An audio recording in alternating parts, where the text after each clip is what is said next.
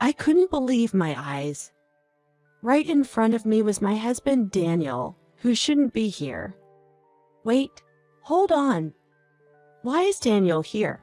Am I seeing things? Why is he in New York in the first place? In a hospital in a neighboring state. He was supposed to be on a business trip to Boston. But that wasn't the only thing that shocked me. Next to Daniel sat a mother and child, snuggled close. Daniel smiled gently at them. To anyone else, they would seem like a happy family.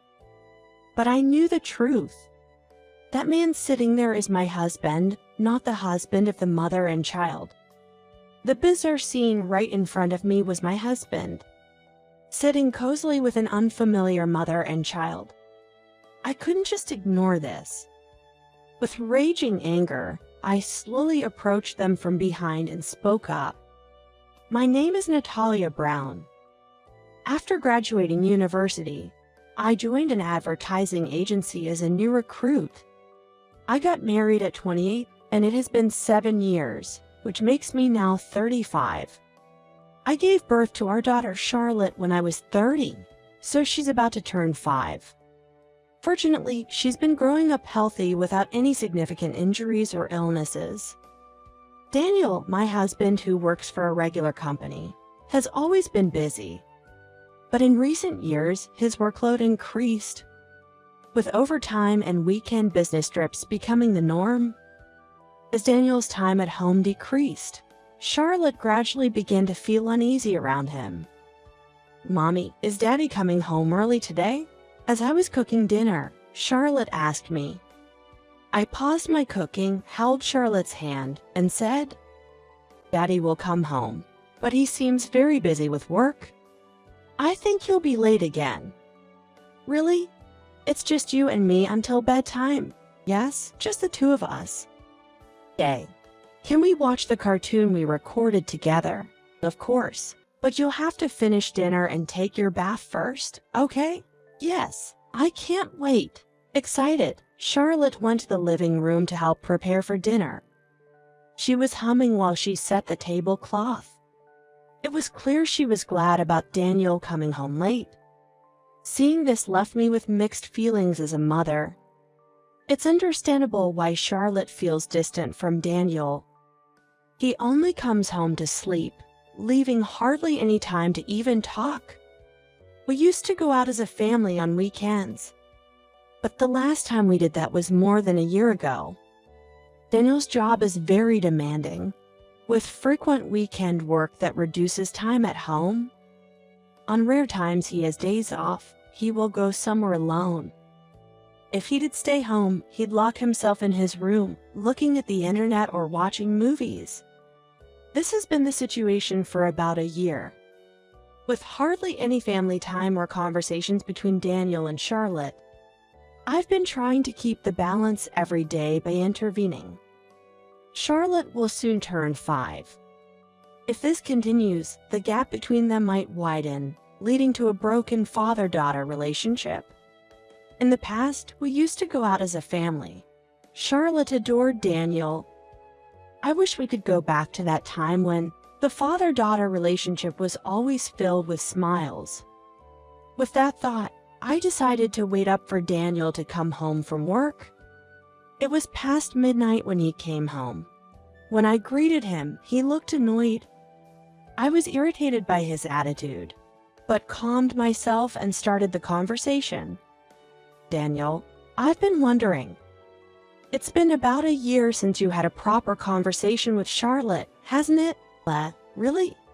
But there's nothing in particular to talk about. Even so, you're Charlotte's father. I wish you'd show her some love. Her friends talk about going out with their family. But Charlotte doesn't even have conversations with her father. Don't you think that's too sad?" "Well, what do you want me to do? I'm just away because of work. It's not like I'm out having fun." "I know. I do understand, but I just genuinely feel bad for Charlotte." Daniel, looking annoyed, took a deep sigh and sank deeply into the sofa. As I sat next to him to have a proper conversation, he loosened his tie and spoke sharply. Look, I'm really busy, and now's not the time. I'm up for a promotion. I know you're focused on your work, and I see your passion. But I just wish you'd care more about our family too. I know you have to work on weekends too, but can't you take at least one day off? Why don't you get it? I want to get promoted first. I'm working hard for this family. I know, but I hesitated, wondering if I should continue. I've always seen Daniel working hard for a promotion. But now he seems to only think about work, and it feels like the family doesn't matter to him anymore. I understood how Daniel felt, but I was worried not just about his relationship with Charlotte, but also that our family might fall apart. Feeling anxious, I took a deep breath and conveyed my feelings to him. I truly understand that you're busy and that you're working hard for the family. But can you please take one day off for Charlotte's birthday? Oh, why? First Sunday next month. Charlotte's birthday is on Friday. But we both have to work on weekdays. So I want to take her out and celebrate on Sunday. I can't promise anything now. I don't know my schedule for next month yet. And if you don't know next month's schedule, that means you don't have any business trips or weekend work scheduled, right? Please take just one day off for Charlotte. After my persistent requests, he reluctantly agreed, saying, fine. I knew he just wanted to end this conversation and that he was in a bad mood. But I was still happy. The next evening at dinner, I asked Charlotte, hey, Charlotte, your birthday is coming up, right? What do you want as a present? Yay. I want to make ice cream at home. I'm guessing that's an ice cream maker. All right, let's go look together. I'm excited. Charlotte was beaming as she enjoyed her steak for dinner. I thought this might be a good time to ask her something. So I paused for a moment and asked, Charlotte, how about we invite Daddy and go out together on your birthday? With Daddy. But he's always working, right? For your birthday, Daddy is taking a day off. So, how about the three of us go somewhere you'd like? Really? I wanted to go to an amusement park. Then, that's where we will go. You can choose any place you want, as long as it's not too far. Really? Shay, thank you, Mommy. I'm so happy. Showing her joy with her entire body and fidgeting, saying things like, Daddy, will he really be able to come? It will be the three of us. Charlotte looked incredibly adorable, and I, being with her, became happy as well. Because we had been spending less time together. I thought she might not know how to interact with her father. However, it seemed young Charlotte was just trying hard to hide her loneliness. The idea of going out as a family seemed to bring her more joy than I had imagined. On a regular day before the outing weekend, Daniel returned home earlier than usual. Then, with an apologetic tone, he began, Natalia, I have something to tell you.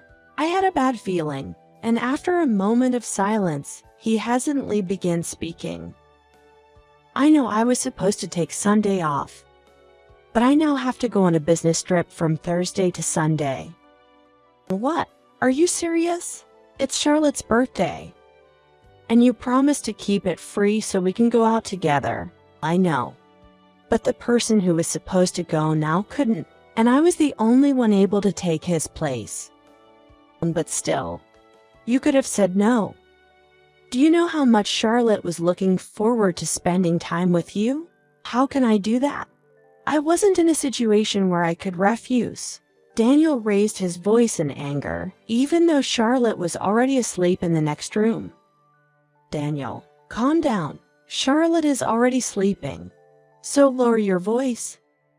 Trying to calm him down proved futile, and Daniel continued to shout. You work in a laid-back company with no overtime work. My company is different. The race for promotion is severe, and my future depends on how quickly I move up. And what does promotion even mean? Sure, work is important, but what about us? Your family? Isn't it a wife's job to support her husband? People working in a laid-back environment will never understand what I'm going through. And what the hell? Can't you at least come back early on Sunday? That's impossible. The business trip is in Boston. One way takes 5 hours by train. This can't be changed. So just go without me on Sunday. Wait. Daniel! Ignoring my plea, Daniel left the room. All that was left were my sighs. I didn't know how to tell Charlotte that her father won't be around for her birthday. Time passed without telling her. On Thursday night, when Daniel left for his business trip, I decided to tell Charlotte, "Mommy, about the amusement park on Sunday." "Charlotte, I have to apologize. Daddy won't be able to come with us. He's gone to Boston for a business trip from today until Sunday." So, does that mean Daddy won't be around because of work? Yes. I'm sorry. Will it be okay if it's just the two of us? Of course, we'll have lots of fun together. After a moment of silence, Charlotte's hesitant reply was a clear reflection of her genuine feelings. Although she was pretending to be okay, she surely wanted to go as a family. She was just being considerate to my feelings. Realizing this, I felt a pang of guilt and was about to cry. Seeing Charlotte trying hard to smile in front of me, I held it together. I will make sure Charlotte has the best time on Sunday. It might just be the two of us, but it doesn't matter. One day, Daniel will regret this. On Sunday, the day of the amusement park visit, Charlotte woke up early and started preparing on her own. We left the house at 7 a.m. to enter the park as soon as it opened. She was having a great time at the amusement park she had been looking forward to. But I noticed Charlotte's face was looking a bit red. I got worried, so I stopped her as she tried to move ahead. "Charlotte, come to Mommy." "What is it?" As Charlotte tries to move forward, Natalia grabbed her arm and placed her hand on Charlotte's forehead. "It's very hot. Her entire body is..." "Charlotte, you're burning up. Are you okay? Why didn't you tell me? I'm not feverish. Let's next go ride the merry-go-round." "Charlotte, I think we have to go to the hospital right now. You have a very high fever." "No, I was looking forward to today." Charlotte... Wait, Charlotte collapses on the spot. She must have been pushing herself too much. Feeling guilty for not noticing sooner, my immediate concern is Charlotte. I hurriedly carried her and drove to a university hospital. At the reception, I informed them it was our first visit and explained Charlotte's condition, then rushed to the pediatrics department.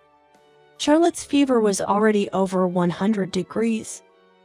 She was immediately treated with an IV drip and was told she needed rest. "We'll look after her, so take a short rest yourself." Thanks to the nurse's kind words, I began to feel a bit more at ease. After purchasing some necessary items for Charlotte, I decided to take a short break. As I walked through the hospital, I heard a familiar voice. When I looked in that direction, I saw someone I didn't expect. Why is Daniel here? I couldn't believe what I was seeing. Daniel was supposed to be on a business trip in Boston. And yet, he's in a hospital in a neighboring state of New York. That wasn't it. What shocks me even more is that next to Daniel, a mother and child sit close together. "Mom, after this, we're going shopping at the mall, right?" "Yes." "With Dad?" "Yay. We are soon going to be a family of 4. I'm excited." "That's right. You're going to be a big sister." From what I overheard, the woman is pregnant with her second child. It was just starting to show. Daniel gently and joyfully caressed her belly. The mother and child were smiling at Daniel, and Daniel was smiling back. To anyone else, they would seem like a happy family. But I knew the truth.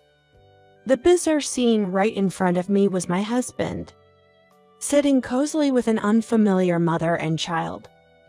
There's no way I can pretend I didn't see this.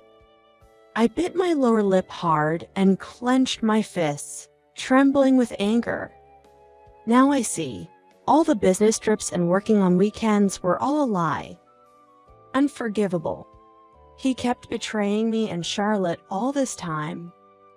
I slowly approached him from behind, step by step, and called out, "It seems your business trip ended earlier than expected."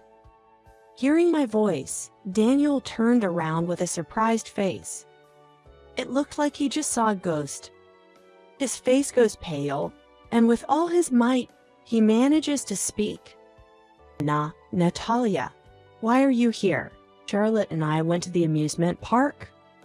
But she had a high fever and is now being treated with IV. Why are you here, Daniel? Who are these people? When I confronted Daniel, the woman next to him went pale and looked down. Then the child asked me with a curious look, "Who are you? Are you a friend of Mom and Dad? Hello. What were you doing here today?" "We came for a checkup on the baby in Mom's belly. Dad is always busy with work, but he always comes to the hospital with us." "Really? I see. I see you love your mom and dad very much." "Yes, we are going to the amusement park soon. Right, Dad?" Daniel, realizing he was in a tight spot, forced a smile. Then the child excused herself, saying she needed to go to the restroom. I saw this as a perfect chance to press Daniel for answers. "What's going on? Explain right now." Wait, it's not like that.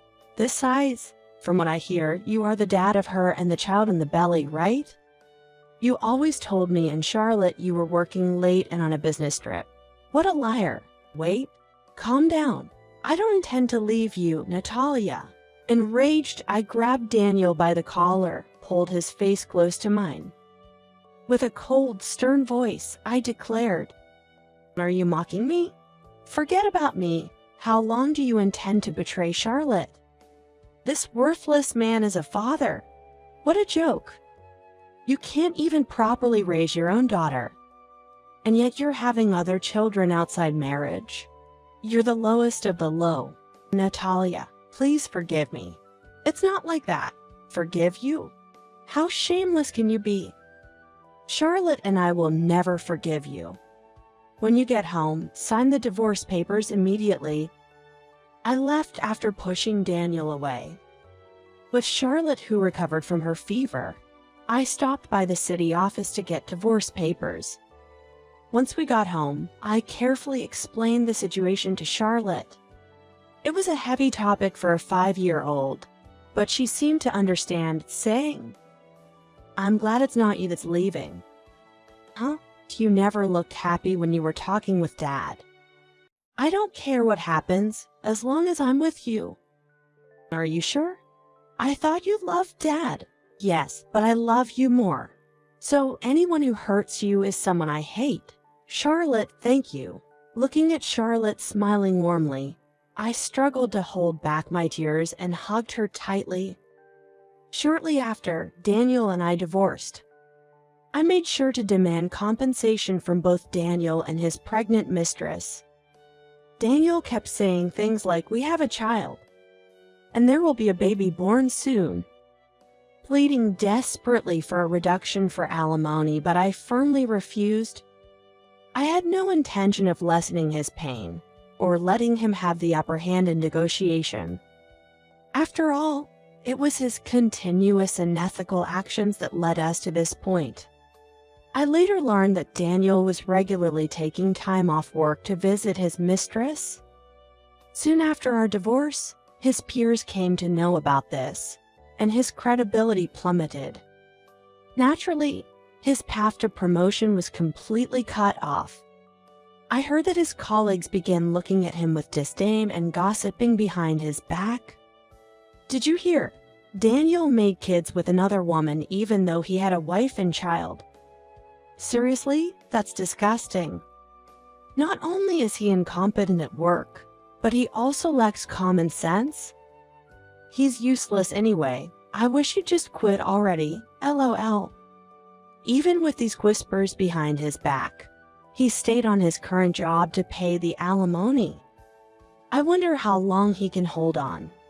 I'll just stand by and watch as an outsider. As for me, to start a new life with Charlotte, we moved to an apartment near my workplace. My parents visit us regularly, ensuring Charlotte isn't lonely and taking care of her. Becoming a single mother means that there might be moments when Charlotte feels sad or alone in the future. However, I want to ensure that we never reach such a point.